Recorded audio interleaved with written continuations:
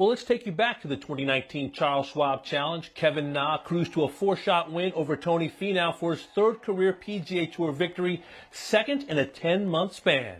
And Kevin Na joins us this morning. Good morning. We appreciate your time. Kevin, before we get into your title defense, I want to ask you, how are you and your family doing during this era of COVID-19? Good morning, Damon. Thanks for having me on the show. We are staying at home, doing our part to, slow down this virus.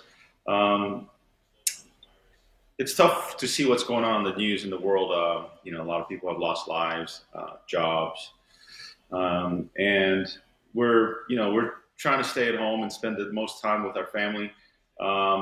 This is a reality check. The world's not coming to an end, but it's definitely time to look around and tell your loved ones that you love them and spend some time with them. And we've spent some time at home with our kids, and we've been trying to stay busy.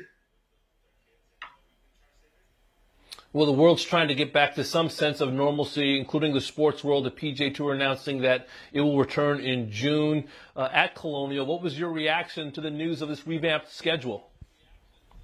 That was just about the only good news I've heard in a long time, and it was definitely exciting to hear that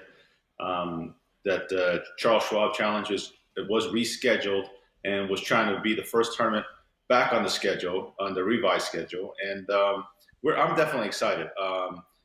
It's still, I think, a hope. There's still a lot of questions that needs to be answered by the tour.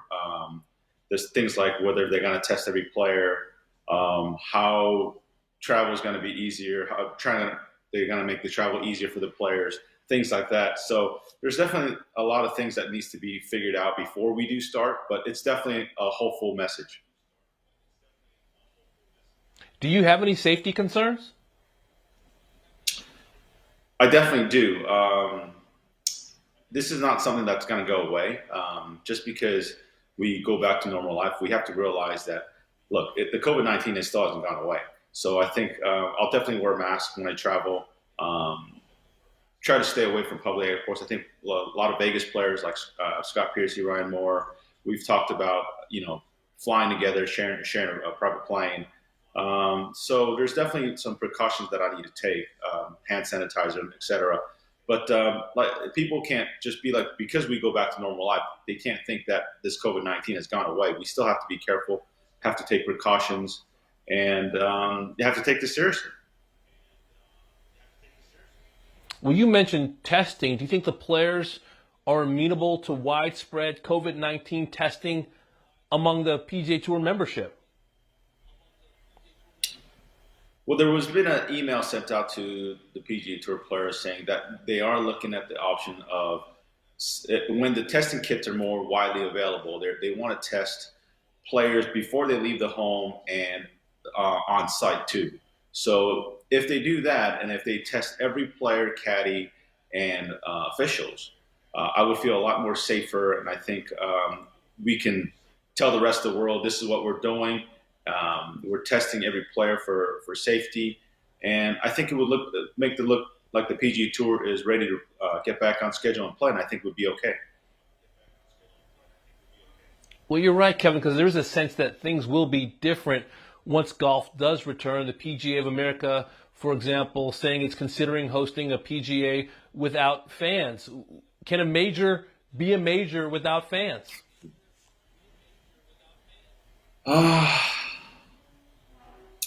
That's going to be weird. I haven't played too many tournaments without fans. I remember playing Zozo last year, one round without fans. That was definitely different. It's just a different atmosphere when you play without fans, and especially majors. The atmosphere it provides when it has fans, the roars, the cheers, it's not the same. But it's still being televised, and a major championship is a major championship. So we are still looking forward to just to be able to play a major championship, and we'll be excited to play, but it'll definitely be different. How have you been able to stay sharp during these uncertain times? You were playing so well before COVID-19 appeared. Yeah, my game was pretty sharp before this happened. My last round of golf was the first round of the Players Championship. those clubs back there haven't seen much daylight. I came home, and the golf courses were open when I first got home from the Players Championship, and my home club at Southern Highlands Golf Club was open. But I took some time off, and by the time after taking 2.5, 3 weeks off, I wanted to get back out there and maybe start hitting some balls. But and then they shut down the golf course, so I have not had a practice session for over a month. My wife's been working on her game. She had a couple practice sessions, and I hit balls in my backyard for the first time for over a month a couple of days ago, and I had one session. That was about it. But my ball speed was just fine. Well, speaking of the Players Championship, a lot of us laughed back in 2019 when you and Tiger were walking in putts and having some laughs. Why do you think you two have connected, not just as peers, but as pals? Tiger's an amazing human being. I think people see a lot of Tiger just on the golf course and, in the limelight, but obviously apart from being one of the best athletes in the world or ever lived, he's actually a fun guy to be around, and he's got a great sense of humor. We like to joke a lot. Every time I see him on the range or in the practice facility, I like to sneak up next to him and throw some jokes at him, or we have some mutual friends. We'll talk about them and kind of tease them a little bit, and that's how I kind of build a relationship with Tiger. Not so much by playing with him on tour, was just to talk to him, approached him in the practice facilities, and just having fun with him. And I feel like every time I see Tiger, it's like, he's a superstar, and he's can be intimidating at times, but I see him as he's a funny guy, and we always share jokes, and that's how I think what showed on 17. And I've always done it, and he just got a kick out of it because he knows that I can be goofy and I can be funny, and I didn't think he would imitate me, but that was a great moment. Well, he's one of the greatest athletes in the world. You're one of the best putters in the world. What's it like competing as a great putter in this era of the long ball? How challenging is it? Oh man, if it wasn't for that putter, I'd be in trouble. I've definitely picked up a lot of distance with my Callaway driver, but nowadays it's about how far can you hit it. So I mean, a lot of these parents or young kids that they come to the tournament, they ask, "Hey Kevin, a quick tip for these youngsters," or "Hey, I'm a junior golfer, or I'm a college player, a quick tip for my future." And I always tell them, you got to do two things. You got to bomb it, and you got to make putts.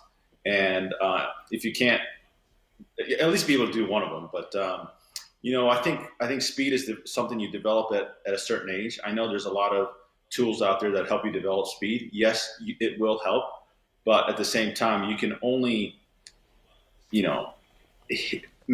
increase so much as an adult. But as a child, you have unlimited possibilities.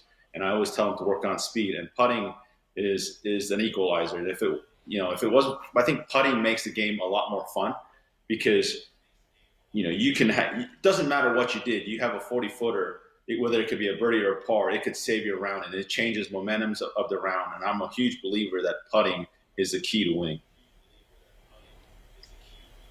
Well, you clearly still have the game to thrive. We appreciate your time. Looking forward to your title defense in June, and wish safety for you and your family as well, Kevin. Thanks for your time. Thanks, Damon.